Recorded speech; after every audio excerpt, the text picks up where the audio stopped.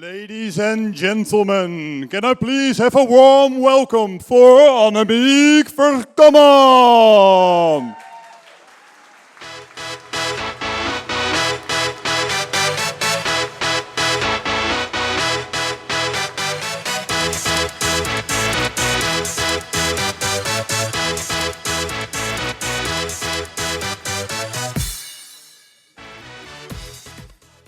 It's so good to see you again. Oh, I missed you so much.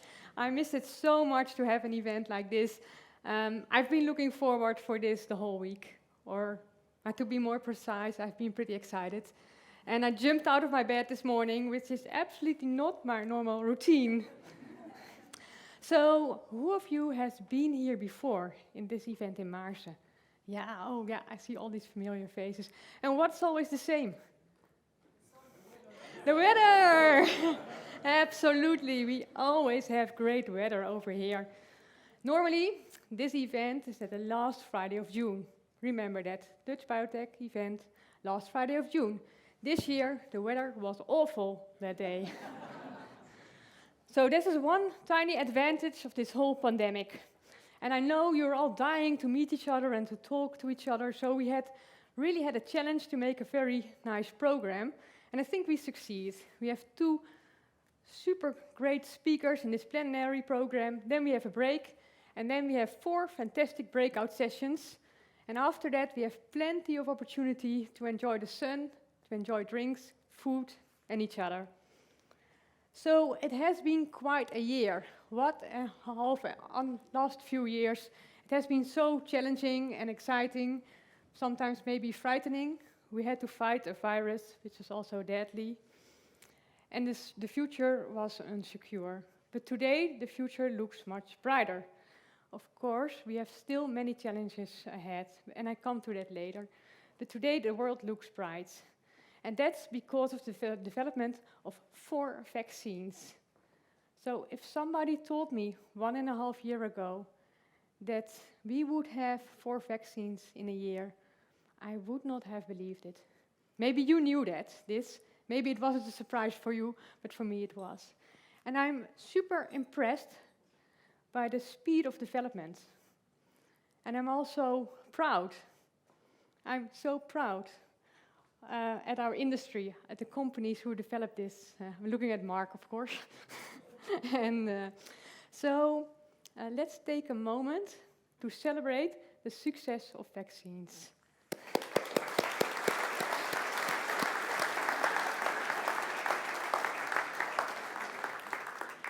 And this successful development shows something else.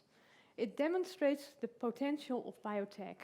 Imagine the potential of this RNA technology, what it means for future prevention and future cure.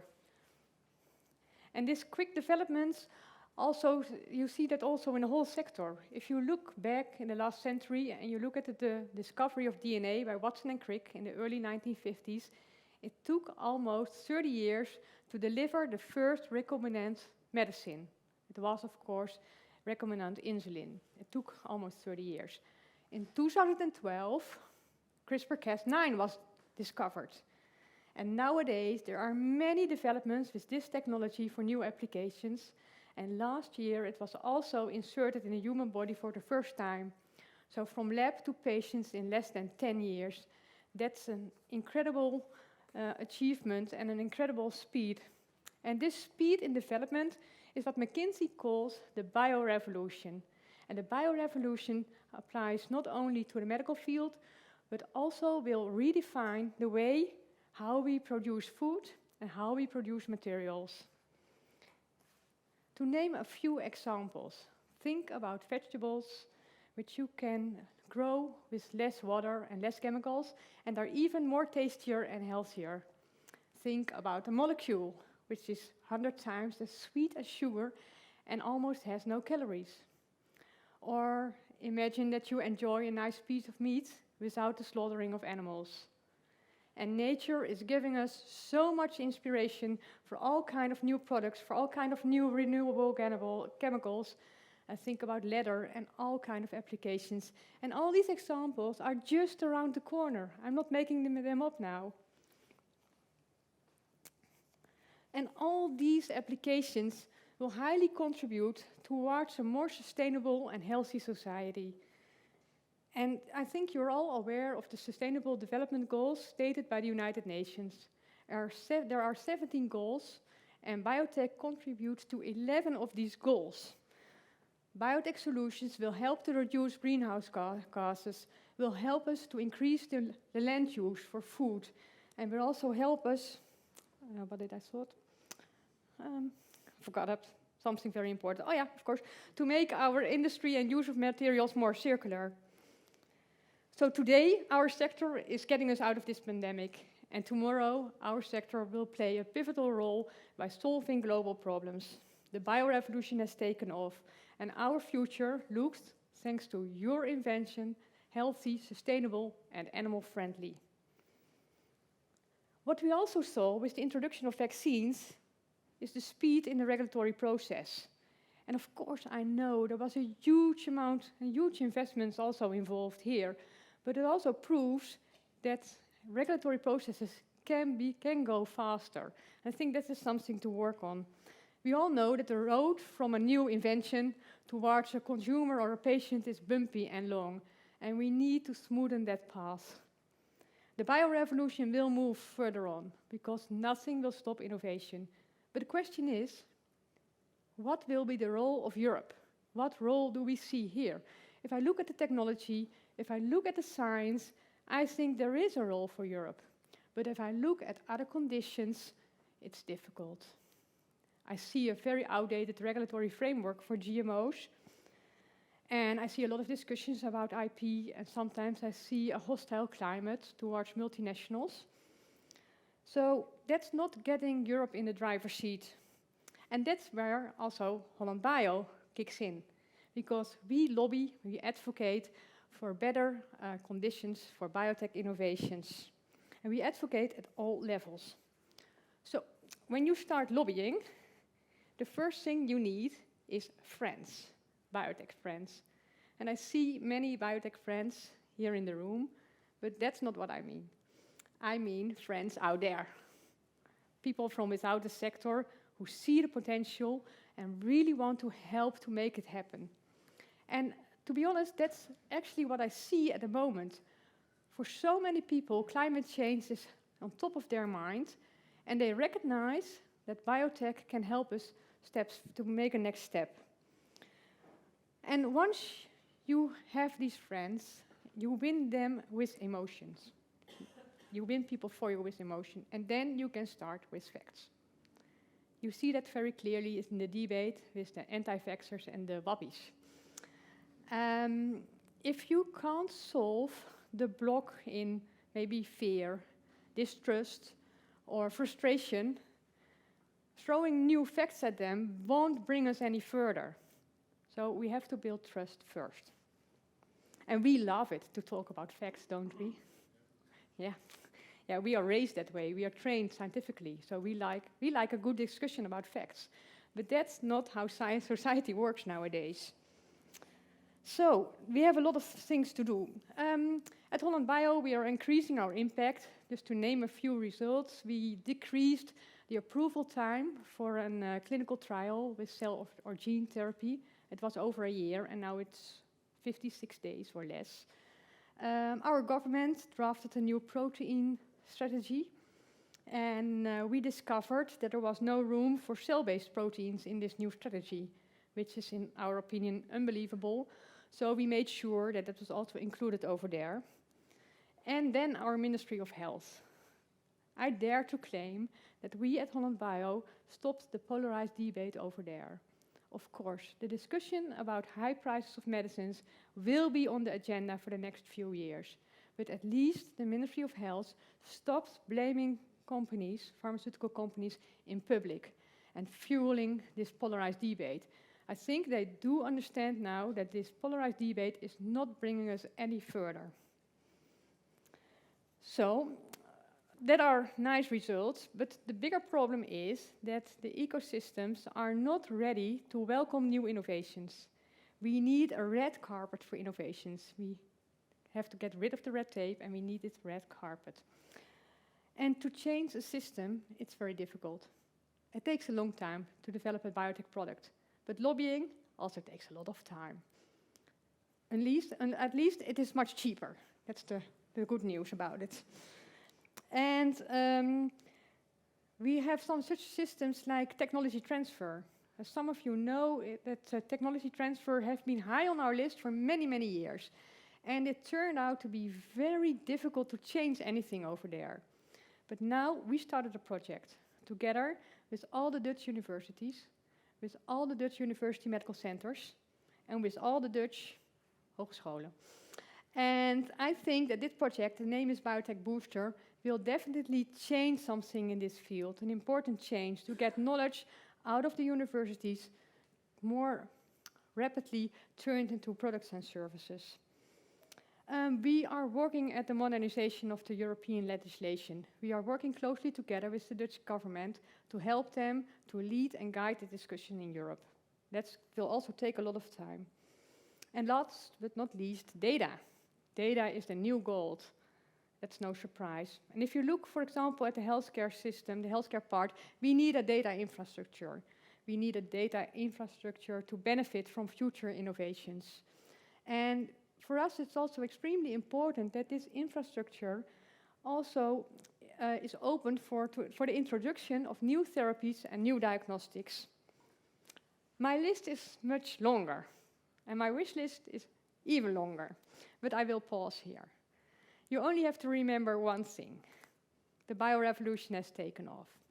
HollandBIO will continuously talk about this, educate and promote this good news. And that's not because we are a bunch of nerds who think that technology is always the solution. It is because we are convinced, we believe that biotech will benefit people, animals, and the planet. I almost said profit. And it's also important. Sure. And but together we are going to make it happen.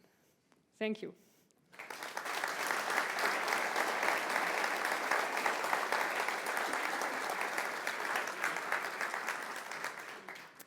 And now we are continuing with our program.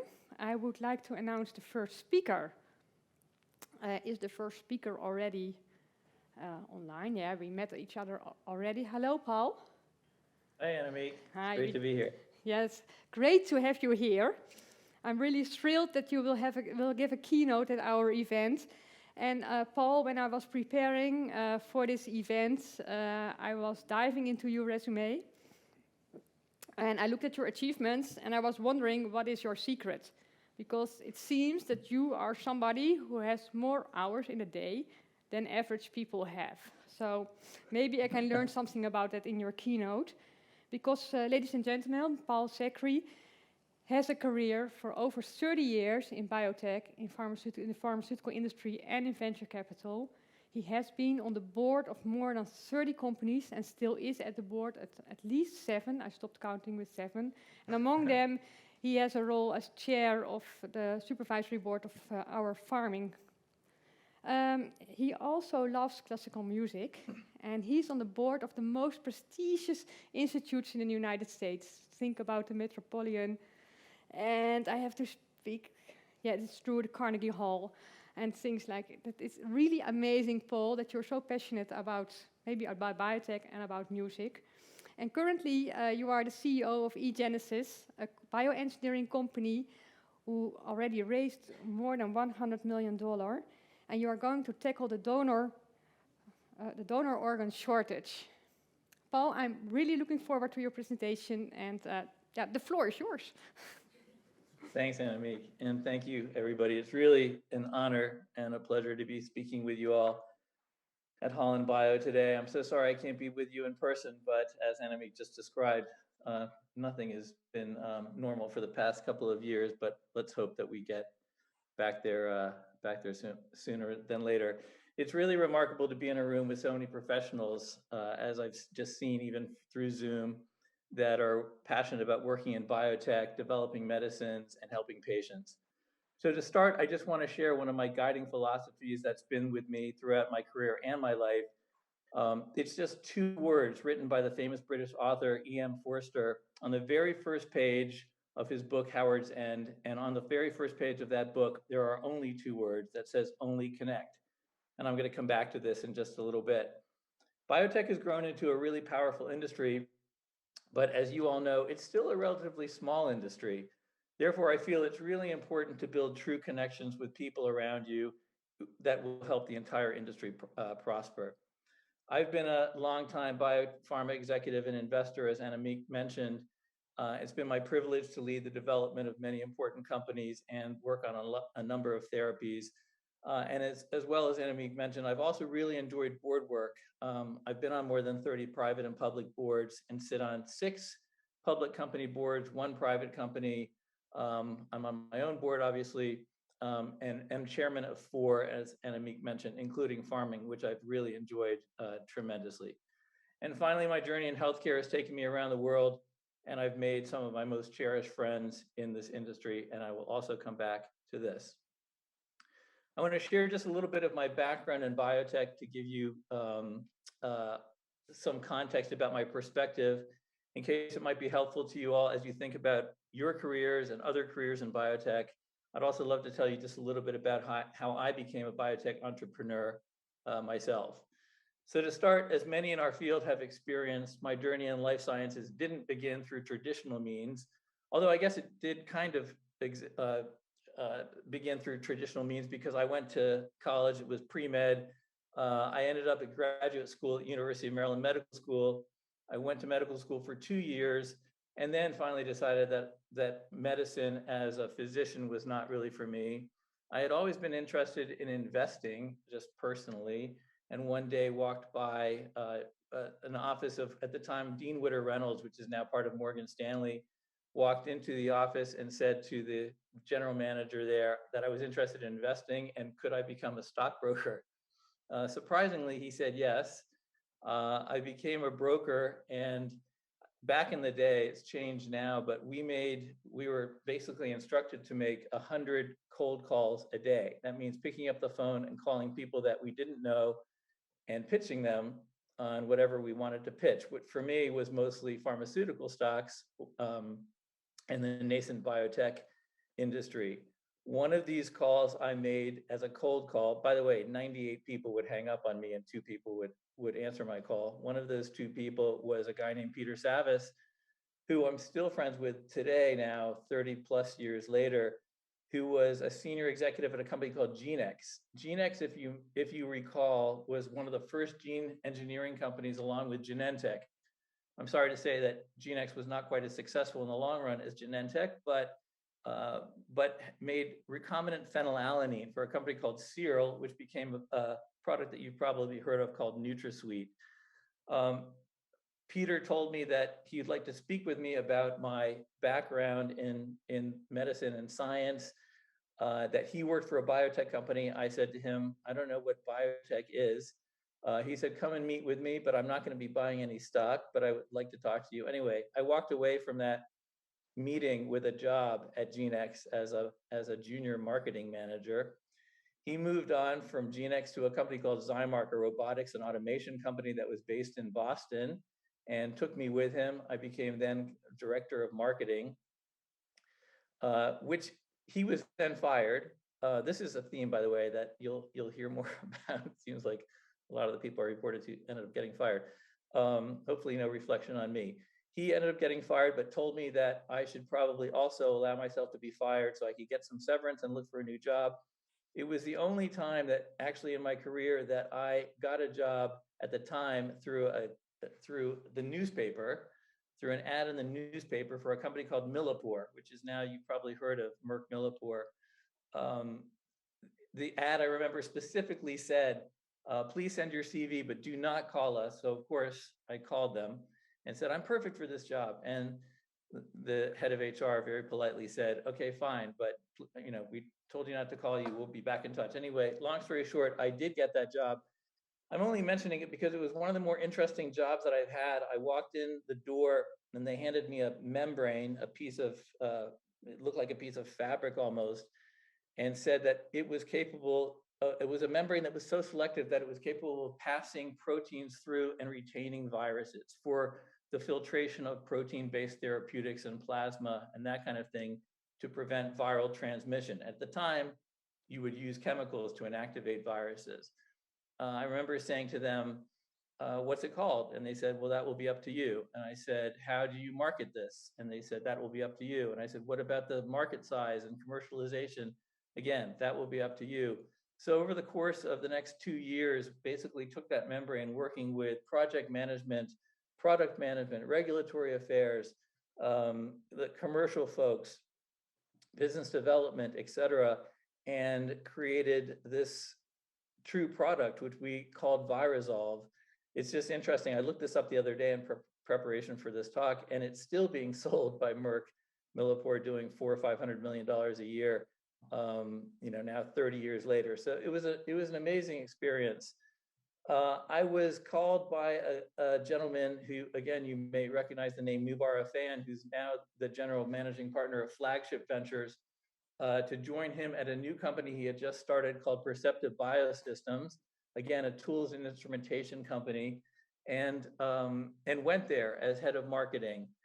A couple of years later, Perceptive ended up getting into a little trouble and closing.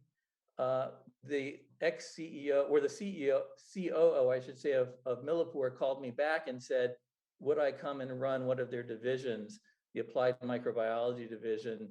And I said yes. And then he said, and by the way, it's in Paris. I'm a big Francophile, so that made it even more interesting to me. I did that for a few years, working with 200 people. Interestingly, 200 people who spoke French, and me, the only person that did not speak French. So I forced myself to speak French in order to work with all of them. But that was a fascinating experience in trying to build that business. One of the previous heads of strategy for Millipore had called me and asked if I would join him in a small consulting practice called Northeast Consulting Resources, which was also very interesting. They did consulting to the pharmaceutical business, basically what's called future mapping or strategic planning that actually came out of Royal Dutch Shell originally. I found that very interesting work, went back to Boston, worked with him, was giving a presentation in London about what we did. And the head of strategic planning for Novartis was in the audience. He came up to me afterwards and asked if I would give the same talk to his group in strategic planning at Novartis, after which he took me to lunch and asked me if I'd be interested in a job in working for Novartis in strategic planning in his group, which is corporate strategic planning. I was very interested in this, by the way, because I was afraid that I was going to get stuck in the research, instrumentation, and tools business, which was a very interesting business. I enjoyed it very much, but I really wanted to focus now kind of on therapeutics and pharma. So went into the head of human resources, a guy named Norman Walker, who basically said, you don't want a job in strategic planning in corporate at Novartis, but the new CEO that we have, Jerry Carabellis, is looking for somebody that can help research figure out how to differentiate the drugs that they are creating before they get to development, and certainly before they're approved. Because Novartis was getting too many drugs approved, but they were failing in the marketplace for lack of differential competitive advantage. So we created a group called Early Commercial Development. I was the only non-PhD or MD scientist sitting on the research management board of Novartis. As you can imagine, that was quite frightening, and I kept my mouth pretty much shut for the first 6 months or so. But then slowly, as I called it, became the commercial conscience of research. So that was a very interesting job. Jerry left and was replaced with a CEO named Thomas Ebeling. Thomas asked all of his direct reports, what do you think the biggest problem at Novartis is right now? And I had to open my big mouth and say, we have no strategy. And he said, what do you mean? And I said, ask anybody at Novartis, what is our strategy? People will say, we're opportunistic, we look at everything. And so he said, thanks for being so blunt, and I agree with you, and now you're in charge of the strategy. Spent 18 months working on the strategy. We called it the disease area strategy, which interestingly enough, I was thinking as well, 15 years ago, that strategy is still in place today, which is which therapeutic areas does Novartis want to go into and which are they going to stay away from? So that was fascinating. I was living in Basel, Switzerland at the time, a beautiful city, but one personally I found slightly boring after 3 years. I hope there's nobody from Basel in the audience, but like I said, it was a beautiful city. Thomas asked me where I would like to live. I said New York. He said, sure, you can work for Novartis out of New York. What he didn't tell me was that I had to travel back and forth between Basel and New York practically every week to sit on the various management boards that I was on. I was then approached by a venture firm. It's now called New Leaf Ventures. It was back then it was called Sprout, and became a partner at New Leaf, excuse me, which I enjoyed very much. But was then approached by a mentor of mine. His name is Fred Frank. He was the vice chairman of Lehman Brothers, and said, you should go to a company called Ariad. They could really use your help. I went there as president and chief business officer of Ariad, but was then approached about a year and a half afterwards by another venture group called MPM. Anthony Gattaca was one of the founding partners there, and founded a company called Ceramon with two assets that came out of Novartis that Thomas Elbeling helped me get. So again, kind of going back to that. I ran Ceramon for a few years. One of the products didn't work. The other one did. We sold that off. And then again, in the small world category, I was approached by TPG. And TPG, the large private equity firm, lo and behold, the person that was working with them was a guy named Norman Walker, back to the head of HR for Novartis, who now said to me, would you be interested in joining TPG Biotech? I said, I didn't know TPG had a biotech arm, which they did. I joined there and spent 5 years as an operating partner, working for basically their 51 portfolio companies, helping CEOs raise money, strategy, marketing, business development, and the like. That was very interesting. I was then approached by a friend of mine, Jeremy Levin, by the way, who was most recently chairman of Bio in the US. He was taking a new job as CEO of Teva, and asked if I would be interested in joining him on the adventure, working at Teva as chief strategy officer and head of business development, which I did. Sadly, about a year and a half later, he was fired, unfortunately, by the board. I received a call the next day by another friend of mine, Chris Wiebacher, who at the time was the CEO of Sanofi, saying, come and work for me at Sanofi. I'm creating a new department called Integrated Care. I said, like digital medicine. I said, Chris, I know nothing about integrated care. He said, nobody does. So why don't you come and learn about it? And we will, and if you like it, great. And if not, we'll figure out something else for you. As I mentioned at the beginning of the talk, exactly a year to the day that Jeremy was fired, he was also fired. By the way, they were both at my wedding, and when I gave a speech, I said, by the way, if there are any aspiring pharma CEOs in the audience, you probably don't want to hire me, because obviously bad luck when it came to pharma CEOs. Anyway, another close friend of mine, Nina Shelson, who is a partner now at Canaan, introduced me to a company called Lycera, where Steve Gillis, the partner at Arch Ventures, was the chairman. I was at Lycera for a few years.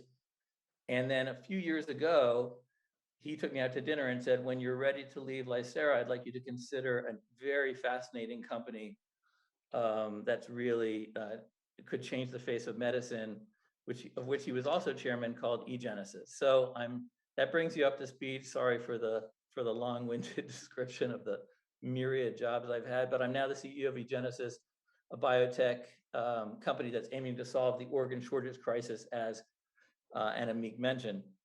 I'm also an advisor to a number of venture funds and a few new company CEOs. As Annemiek, I am a huge classical music lover, and still on the board of the Metropolitan Opera and a couple of other small ensembles. Let me tell you just a bit about what we at eGenesis are doing in what we hope to revolutionize the field of transplantation today. Our focus is using gene editing and gene engineering capabilities, as Annemiek mentioned, that includes CRISPR-Cas9, by the way, to develop a new supply of human-compatible organs. Our approach is called xenotransplantation, the transplantation of living organs or cells from one species to another. We're hoping to address areas with massive unmet medical need, including end-stage renal disease and type 1 diabetes. And to date, we've demonstrated compelling proof of concept data in kidney transplant and achieved what we believe are some of the longest surviving preclinical transplant data in the non-human primate model. As our organization has grown, we're also establishing the infrastructure and supply chain that you're going to need to produce organs and cells at scale. So it's interesting, and Annemiek mentioned, touched on this a little bit, excuse me, as the pandemic really took hold and we were all relegated to our homes for quarantine, I thought about a way to maintain a connection to our employees, which is really vital, and thought what better way to do so than through my background in music. So I'm really fortunate to call a few world-class musicians, dear friends, and I reached out to one, my friend Elisa Weilerstein, the world-renowned cellist, and proposed a series of online videos of her performing Bach solo suites for cello. Every evening for 2 weeks, Elisa not only provided an incredible performance for our entire staff, but she also began each video with a short discussion of what she, as a type 1 diabetic, was dealing with. Her beautiful music connected us. I thought that was a critical connection, that one that was needed kind of now more than ever. And it also kind of combined this, for me, this love of music with science and biotech. So as you've heard, while I didn't become a physician or a concert artist, I did pursue a career in the biotechnology field.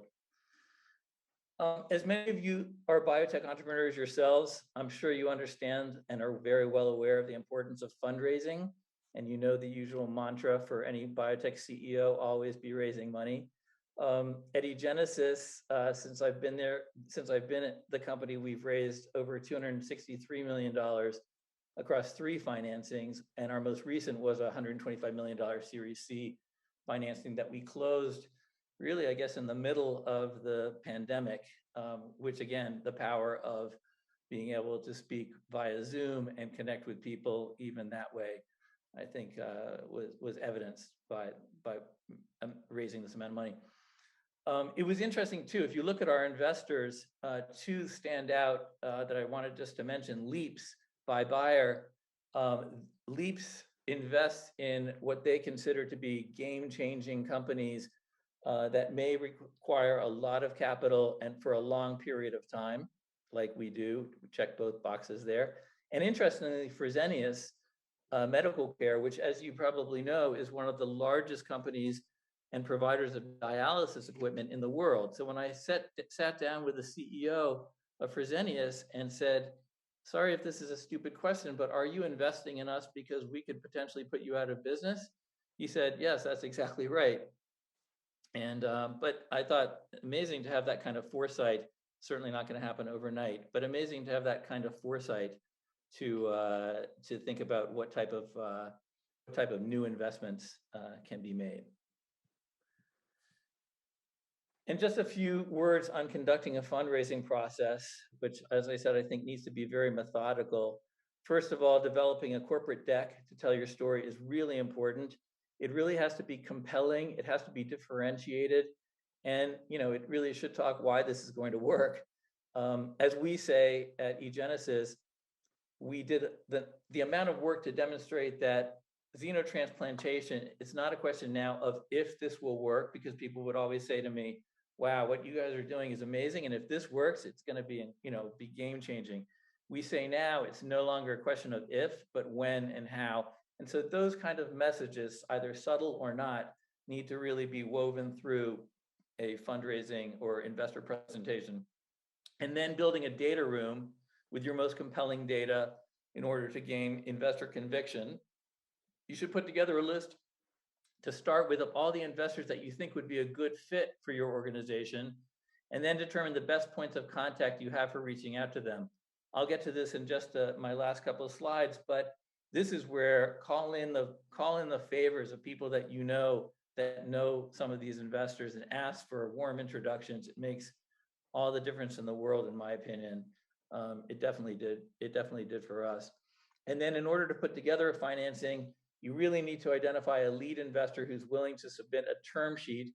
I always found that there's a lot of interest, but there's nothing more than that generates true interest, and somebody putting a term sheet and then everybody follows and looks to join the syndicate. It sounds funny, but as you know, it just is the way our world works. We're really fortunate at eGenesis to be funded, as I mentioned, by some of the most top tier investors in biotech, but these investors also really understand our complexity and the boldness of what we're trying to do. And I can tell you now that they're on the board, function as really, really fantastic allies as we progress. So it's really critical for you as biotech entrepreneurs to find investors that really understand the goals you're trying to achieve to ensure that incentives don't get misaligned along the way. Finally, let me just get back to this idea of only connect and give you just a few learnings that I personally have taken over for the years, take them for what they are. Only connect, I told you, was this first line from E.M. Forster's book, Howard's End. What he said in the book, the one paragraph, was only connect the prose and the passion, and both will be exalted, and human love will be seen at its height. Live in fragments no longer, only connect, and the beast and the monk, robbed of the isolation that is life to either, will die. This was a quote, as I mentioned, from the novel itself. It was the guiding principle of its main character. She longed for people to be able to reach out to each other and truly communicate, just beyond superficial barriers like class or gender, and as she says, only connect. We can also view this as a kind of pocket-sized version of E.M. Forster's, if you've ever read any of his other books, his own philosophy. In a nutshell, he was obsessed with this idea of human connection and sympathy across boundaries of prejudice. And like I said, it's really what has resonated with me, both personally and career-wise, since I started. You know, starting and leading a biotech company is not for the faint of heart, but it is an incredibly rewarding career path. And for me, it's been incredibly rewarding. Here's just a little advice that I've shared with some others over the years. Like I said, take it for what it's worth. First of all, people do business with people. Companies don't do business with companies. It sounds simple, but when you think about business development deals or partnering deals or mergers and acquisitions, it's always between a single individual and another individual. It's not like that whole company worked with the other company to get something done. So just remember that. I found face-to-face meetings or even Zoom face-to-face meetings are much, much more successful than just a single phone call or phone calls between people that you don't know to begin with. So another thing that's worked well for me. We're putting people at ease over a meal was always a thing I loved. I loved eating out. I loved combining my love of good food with getting together with people. That's not so easy. Today, it's getting easier, obviously, but I think we'll get back to that. For me, that's very, very important. Maintaining contact. So once you get to know somebody, stay in touch with them in a genuine way, not for any other reason, but just really in a genuine way because you actually like that person. I started a reception the last day at JP Morgan. By the way, you are all invited next year. On the very last day of JP Morgan, it was really just a way for people to let their hair down, to talk about work or not talk about work, to see their friends. And so just another point of contact. Then I say use of social media selectively. I do use LinkedIn from time to time, but it's really trying to get some background on people versus trying to just make connections only on LinkedIn or social media. Treat everyone with respect. We do have a few bad apples, sorry to say, like in every industry, but for me, just move on. You don't need to give them your energy. You don't need to spend a lot of time thinking about that. Work on the people that give you positive energy. Don't hesitate to ask for favors from people in the industry, people that you know, your friends, and then of course start giving them in return. That's also very, very important. Body language is really, really important. When you are with somebody, really engage and show that you're really sincere, rather speaking to somebody while you're multitasking, quote unquote, on your iPhone, for example. And then the final piece that I learned that I can't stress enough. And it sounds naive. Well, it was naive. Don't surprise your board. I used to think that when I was CEO of a biotech company, it was totally fine if I surprised my board either positively or negatively. Positively, it would be a nice last minute surprise. Negatively, they shouldn't worry about things before they had to. That was just not a good idea. So that's a final one. And I'll finally let you into a state secret. This idea of Only Connect has been so powerful for me.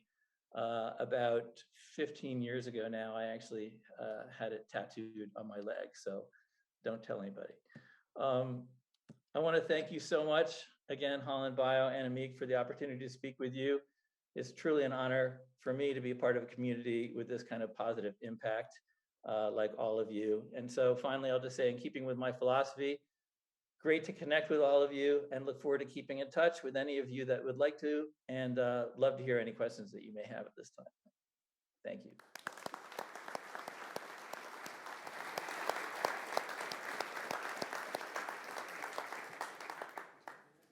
Paul, thank you so much for sharing your philosophy with us and also your career path. I think it's very inspiring, and it's also very inspiring to see the importance of making connections with other people, because I am also a strong believer of that approach. But I think there are questions in the room, so maybe I can see hands if you have a question. Yeah, here in the front, Linda, and Hugo is coming with the mic. Well, in the terms of Just Connect, I'm fundraising now. I need help. Would you be up for a call? Yes, absolutely. I Awesome. can definitely not say no now, right? Yeah, now you can't. Hence my question. I'm sorry for putting you on the Very spot. smart. Absolutely. Awesome, thanks. Sure. Are there any other questions? Roel? The same question for Roel. Yeah, you have to ask it yourself. I'm not going to do that for you. I do a lot of things for my members, but... Just pushing the repeat button here. I'm in the same process, so it would be very welcome to get some advice to get US investors Sure. on board for European biotech. Absolutely. Absolutely, be happy to. Paul, I was wondering, you gave some examples of conversations you had, and you were bluntly honest with these conversations. Are you always bluntly honest, or are there situations where you would advise to take another strategy? That's a good question. I think bluntly honest is always a good path, but I think doing it very politely is the most, is also very important. I mean, try to be sensitive of others' feelings, even if it's news that's not always great to either give or hear. I always like to hear constructive criticism, for example, though that's what I would say. Think about it from that standpoint, in terms of the way the other person is going to take it, and do your best. But there's no use sugarcoating things that you just need to really tell people, and I found that that's generally received most positively if done that way. And you're sure you're not Dutch? I don't think so. I should do 23andMe or something, and maybe. Okay. Are there any other questions? Oh, Carmen. Thank you, Paul, for the very interesting story, both personally and also for business. In the Netherlands, we always would like to speak about the triple helix, so connect knowledge with companies, but also with the government. Can you tell a little bit about what has been some bad or good roles of government in one of your successful stories? Yeah, I think, when I speak about government, it's mostly around regulators, or FDA, et cetera. And I think a good example is what we're doing right now, working with FDA and CVM. As you might imagine, in xenotransplantation, the Center for Veterinary Medicine is very, very important, because we are modifying the genomes of pigs to transplant it to humans. And it's been surprisingly refreshing that both the FDA and CVM have said, come back to us as often as you need. We are learning as well. Obviously, there has not been a xenotransplant organ approved in humans yet. And as we move to the clinic, they'd like to be there hand in hand working with us. I have to say that was a very, very positive, very positive sign and very, very positive interaction since we first started speaking with them. Thank you, Paul. I was also wondering, sorry that I missed 2 financing rounds in the announcement, That's but okay. what are the main challenges for you as a company nowadays? I think the main challenges are figuring out what our key milestones are going to be to get to the clinic. Everybody wants to know exactly when we will be in the clinic, and it's a very difficult thing to say, we're working towards the clinic, but we can't give a specific time frame. The only thing I can say is that we have, sufficient runway from a financing perspective to get there in what we feel. But as you know, biotech is lots of ups and downs, and I feel proudest, by the way, of the team that we've built at the company. As I always say, take an amazing team, and they can pivot when things don't go well with the science. Take amazing science and a mediocre team, and I think you could be in for some trouble. So it's the team, in my opinion, that will ultimately drive success. Okay, we have room for one last question. Oscar. Yeah, Paul, thank you very much. Very interesting presentation. You quite rightly mentioned that biotech actually is still a pretty small industry. And what strikes me is that the attitude of the Americas, especially North America, towards biotech is far more advanced and more positive than Europe, which is still a little bit lagging. I'm a big believer that biotech has huge potential, as Annemiek already indicated, for society. What advice would you have to make sure that on our path to expand and increase the impact of biotech on society, what are the pitfalls that we should look for, and how can we address that in a constructive manner? Yeah, it's a really great question, and would love to spend lots of time talking about that. I've, having bridged between Europe and the U.S. myself, and being half, I want to say European. My mother is British. It always has seemed to me that the U.S. tends to take a little bit more risky moves, which plays well for biotech. Than Europe, but I think that is changing now. I think that there are more and more funding opportunities in Europe than there were before. I think there's amazing science coming out of Europe as well. And that doesn't mean that you then just have to immediately go to the US. First thing, I think it's going to be continuing education throughout individual countries, throughout the EU and the UK. But I don't think there's an easy answer. I just think it's going to be time. And I think what looks positive for me is if I just look back over the last 10 or 15 years between the type of progress that's been made in the US and in Europe, it does really feel that there's more and more excitement around biotech, more and more excitement about science, and people are becoming more and more educated about the benefits of biotech in the life sciences in Europe as well. But would be very happy to talk in more detail about that offline as well. Thanks a lot, Paul. Ladies and gentlemen, I would like to have a warm round of applause for Paul. And Paul, thanks so much for having you. Thank you all so much. Really appreciate being here. So we continue to the next speaker, and our next speaker is Linda Dijkshoorn. You already got the opportunity to meet her. And Linda is always full of ideas and has a mission, and I'm sure she's going to tell more about her mission today. And Linda, we only met a few times online, and today we meet in real life. And I think in real life you're more lively and even more enthusiastic than on camera already. You did your PhD in Groningen and you have a passion for biology and entrepreneurship, and you combine it in your company. As soon as you finish your PhD, you started your company, and Almost finished my PhD. don't say that. And get sued if I don't. But I'm thrilled that you have you on the stage. You recently also joined the board of HollandBIO, and we are really happy to have you at that board. And you're also at the board of LifeTech. Life Cooperative. I wanted to say LifeTech Zone, but that's another organization, Life Cooperative.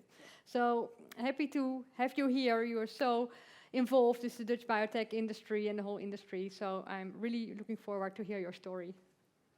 Please join me, and then I will go that way.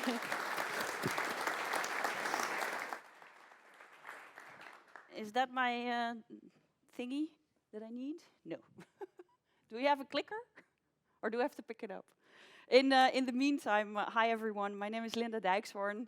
I am so incredibly honored to be here. I mean, this is the first time I'm back in a room with so many people. It feels a bit strange, I guess, for everyone, as well as for me. So I was asked by HollandBIO to actually tell a little bit about my story and how I set up a biotech startup. So it's a bit of the other side of the coin. We just had someone with 30 years of experience. I only have 2.5. So that's not much. But as you all might know, when you start a startup, you learn more in 2.5 years than you probably have done in 4 years of my PhD. So I will tell you a little bit about my story and how we set up eGenesis. But first, I would love to do a bit of a mind experiment with you, because now after the world is slowly recovering a little bit from the pandemic, there's an incredibly important task that we have, right? And that is getting our world sustainable. And, kijk, health, dankjewel. And the mind experiment I want to do with you is how we look at sustainability. What is sustainability? What do we think of when we think of sustainability? What does that look like? And I started Googling. That's the first thing you do when you want to learn about something. And everything that popped up was actually green growth, a green world, and more green. Everything was green, basically. Now, when you look at that, and eGenesis actually, we engineer microorganisms for chemical industry. So that would actually mean that we are trying to get all the petrochemical processes that are out there and try to replace them with more sustainable ones. But if you look at what sustainability says and how it's presented to the public, is that everything is green, so everything should be grown. That is the most effective way to make sure that all our manufacturing is sustainable. But right now, fields like this are filled with plants to harvest and just purify one molecule. And it's not just one plant. There are thousands of different crops, very complex organisms that have to be tended, cared for, harvested, purified, and then you have very complex waste streams from a lot of different types of crops, which we have to valorize. So is green effective then? Is that sustainability? And it's, you know, we use these thousands of complex waste streams to produce every time one molecule, and not just for a fragrance, it's not just for that, but also for pharma, for materials, etc. So this market is huge. Actually, the most effective way to use green products is to just eat them, right? All our arable land should go to just eating our crops instead of producing them for one single molecule. So then, if that is the most effective way, how do we then greenify the chemical industry? And are we actually thinking in the right direction for sustainability? Now, I believe that the color of a sustainable future isn't green, but it's yellow.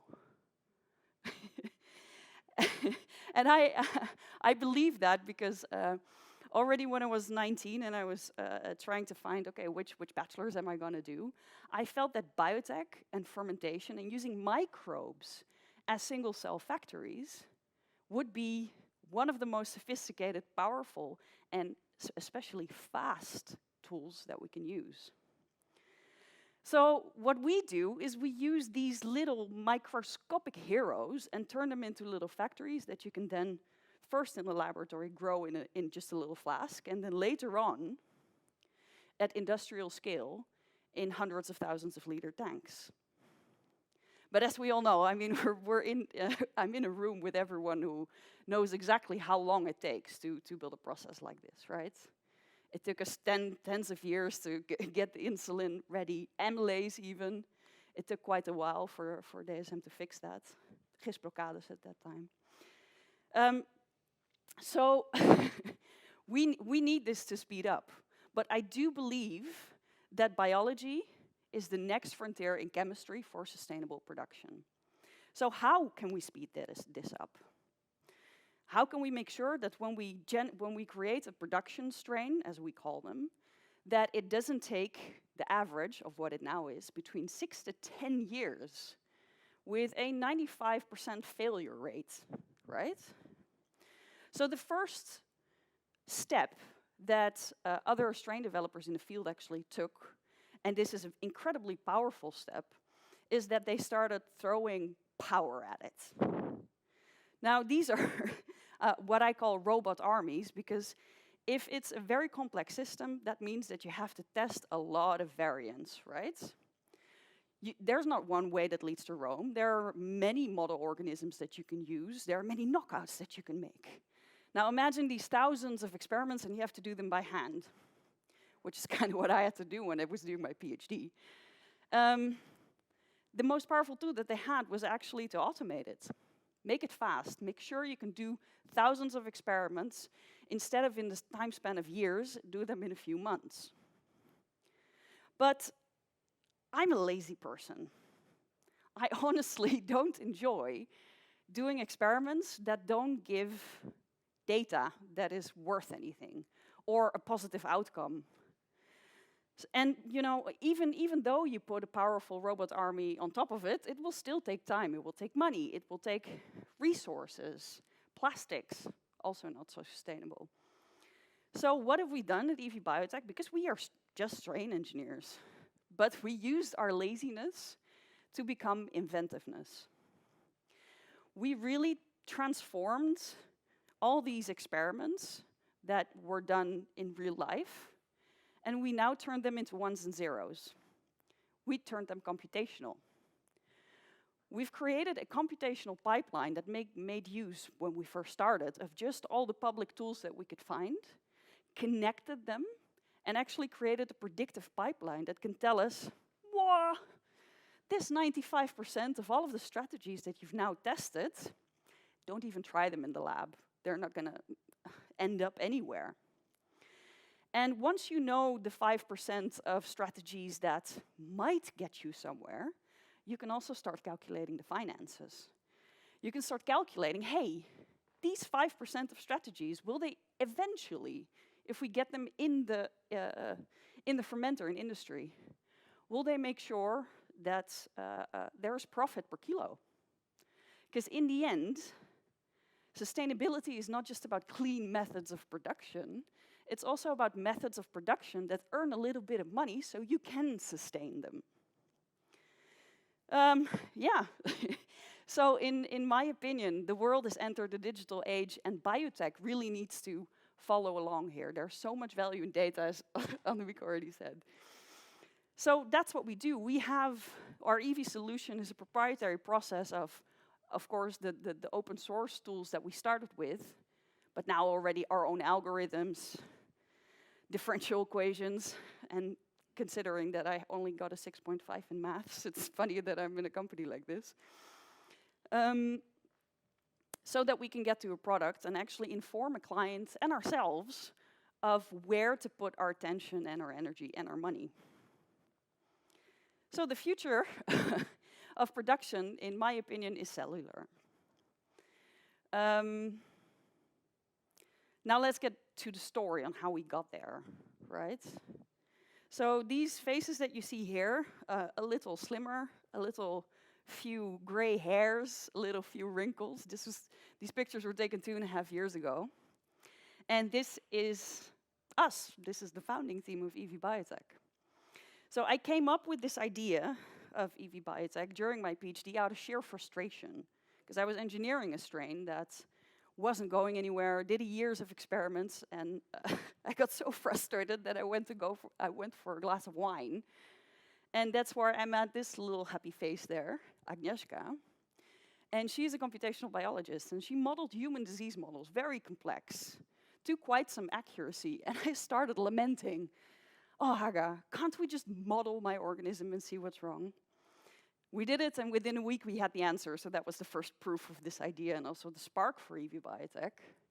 And then I managed to convince her to go along with me on this crazy journey. As well as Sergey, who actually taught me how to do X-ray crystallography, so because of him, I know a lot about enzymes and enzyme engineering. And we call Agar our crazy little wizard, and Jay is our MacGyver. So anything in the lab that's not working, he fixes. So the storyline up until now, because now you know what we do, and you know why we do it, and hopefully you understand why we think it's more effective, a more effective fashion. But I'm a PhD, I'm in there, I have this idea, what do you do then, right? What are the opportunities for someone with an idea in a university to actually valorize it and bring it out? Well, the first thing I did was actually join an incubator, because luckily in Holland we have a lot of opportunity there. Mine was Venture Lab North. So they steamed me for a year, giving me classes about taxes, finance, marketing, sales. How do you do that? But the most important thing they taught me is how to network, because that is really the one thing that helped us along a lot. Because during that time at Venture Lab, I met my first investor. The 3 investors that we have now are all from the north, all in Groningen. And they together invested 1 million on a business plan that was just on paper. I wrote it in 4 weeks while I reclused myself in Portugal. And we managed to convince them with just some theoretical proof, which is quite unique. So that was I was very proud of that moment. And then in 2019, we started with 6 people in a very tiny lab that had no machines whatsoever, and we had to build everything from scratch. In the first year, we created the proof of concept strains, 4 strains that produce different types of materials, like biodegradable plastic BHA, spider silk, vanilla, terpenes. And we created the first version of our EV pipeline. Then in 2021, which is this year, we only started selling things this year. And we are now about to sign our 5th contract within 5 months, if I calculate correctly. So I'm very proud of our progress there. And we're not just 6 people now, we're 18. So I'm very lucky with the faith that our investors have put in us. But it's taken a lot of convincing. So basically what Paul just said, he was like reading my daily my daily task list for fundraising, you know, managing your investors, etc. I think he hit the nail on the head with that explanation. We're also now, you know, scaling, starting to scale our proof of concept strains. We're looking for customers for that. So if you know anyone who's interested in PHA, spider silk, or any of the others, let me know. I can use all the help I can get. And well, in the future, well, we want to implement this, because our end goal is not just to build a good company, it's to really create a sustainable industry. One of the plans that we have for the future is to actually make sure that a part of our EV pipeline becomes public and usable for what other people would call the competition, but I would call our partners in crime towards creating a sustainable manufacturing future. Oh, well, this is a nice slide that I should have taken out. So let's skip it for now. That happens when you're prepping, huh? So when I tell you this, it sounds like, you know, we're all bright-eyed and bushy-tailed and everything went well. But of course, that's not the case. We have all the same challenges as you have. We have the challenges that I can't name my clients. They don't want to be named because they're afraid that they're going to be retaliated or even vilified if they mention that they work with a GMO company. Which is sad because they all believe in it. We have the problem that VCs, especially in the Netherlands, still work under a more conservative methodology. That, you have to give away quite some equity to convince some people. Even the Dutch government makes it hard for me to make sure that my employees actually can benefit from EV, because fiscally it's impossible, right? And then, of course, you have your own hurdles of experiments that have failed, the fact that you're not used to project management yet. So we had to put ourselves on a lot of workshops and teach ourselves a lot to make sure that we're able to run this company without falling on our face, which we, of course, did at some points, but luckily never publicly. One of the things, and I'm not sure how far I am in time, but my story is nearing the end, and then we have more time for questions. One of the things that I find so important, and that I would love to stand for as a startup, and I think I can with our team, because we are still small, and we are still cute, and we have this cuddle factor, is that we have the opportunity to actually speak up about the problems and the hurdles that we have in the Dutch ecosystem when it comes to biotech without getting vilified. Maybe it helps that my management layer is 80% ladies and you don't get very angry at a big group of women. So but I hope to use this advantage of still being young, a young team, to be able to speak up and make sure that all the other companies that are out there who are struggling with the same issues, that you guys get helped. But I can't do it alone. I'm just that drop, right? Trying to shout, which it helps now that I've been bored with you guys, so I can shout a little harder. But alone, we're never going to make it, right? So I think the time has come for most biotech companies to start speaking up and maybe follow the lead of kicking those poles of all the issues that we're bumping into together instead of just alone. So we can get to a yellow horizon of sustainability together. Thank you.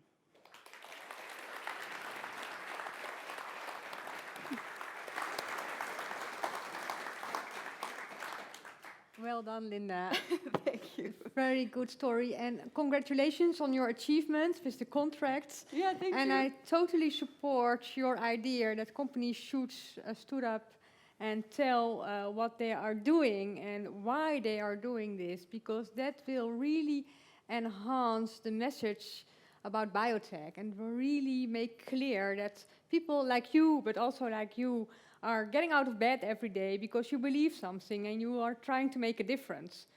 So I really support the idea that everybody should speak up more. Yeah. Also for the pharmaceutical companies, it has been too long that when they are criticized, everybody's hiding under the table.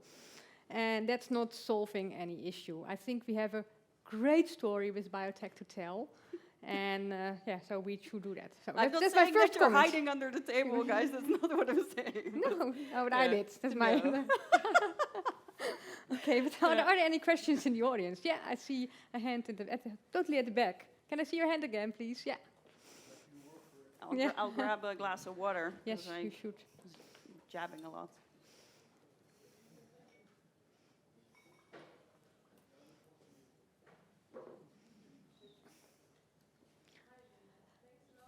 For the great presentation and thank you. Very cool that you're speaking up. I think, I'm proud of you. Great. Thanks. But I think it's a very inspiring story, especially that you're a PhD student who already thought about entrepreneurship. I personally know a lot of PhD students who do not want to become professors, but they see a big gap to even think about entrepreneurship. So I think you're the best person to ask, what can we do to stimulate these PhD students to actually think about even starting a company or joining a small startup? You want to hear something funny? Between actually the finalization of my contract as a PhD and being able to pay myself with the first investment of Evie were about 8 months. And at that time, I was hired by the dean of the graduate schools of Groningen University to set up something that's called the Career Perspective Series, which had 2 branches, one a career inside academia and one outside academia. And I actually built an educational course for PhDs to actually show them what the different opportunities are. So not just entrepreneurship, but also policy or politics or NGOs or etc. I think there's a responsibility here for the universities to help them out, but also for companies to make sure that they reach out to universities, that they reach out to PhDs and actually inspire them and give them ideas. So because I was there, right? There was nothing to teach me anything. And luckily there was an incubator. So if you do have that wish, look up your incubator and go talk with your PhD student society or with the graduate school. I think that could be a good step. And then say, look at Groningen, they did well. Yeah. Any other question? Oh, Robert.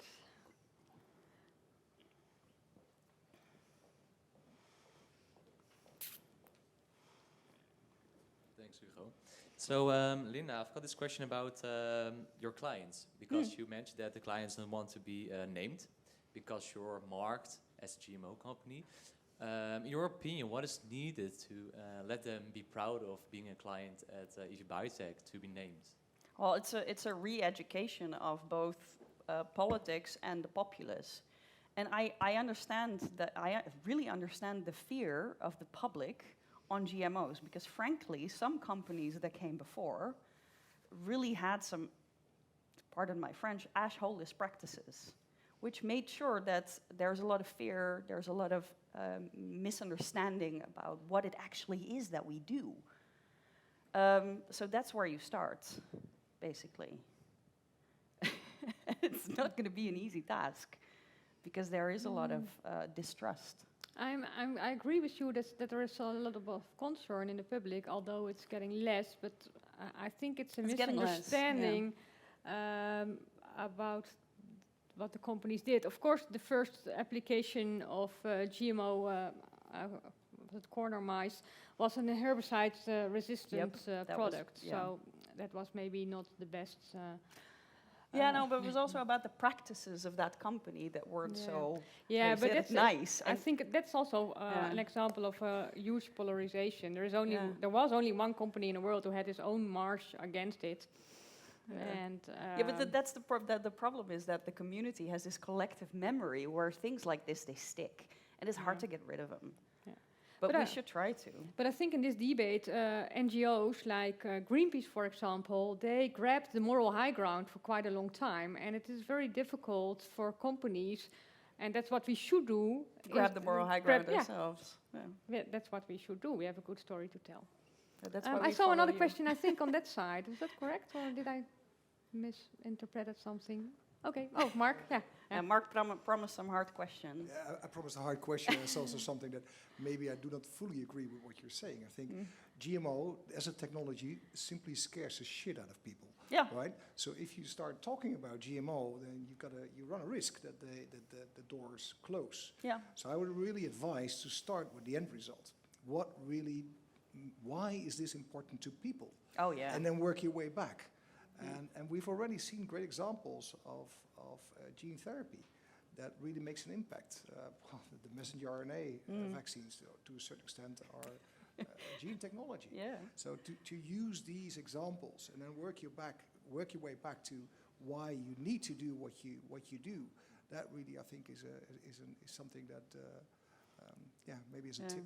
So it's not a question. So it's I'm a making tip. your life a little easier. But I would like your response to it. That's, I think you're right, and I think you hit the nail on the head there. That you need to talk from emotion.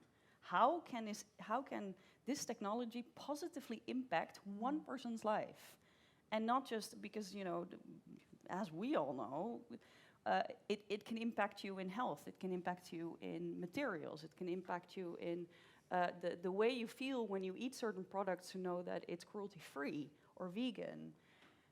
You know, there's, I have the feeling that it is not known the sheer impact biotech already has in people's lives. And maybe we should go back to that. Yeah. And share the stories that they are already experiencing. Yeah. Yeah. Good point. Yeah. So, are there any other questions for now? No? I think everybody's dying for a short break. And can I have the next slide? Because then you can see the program for the plenary sessions. Yeah, that's here. Choose your favorites. And my colleagues are there to guide you to the next room. And I think we will start again in 3:30. So plenty of time to network and enjoy the time. And I want, again, a warm round of applause for Linda.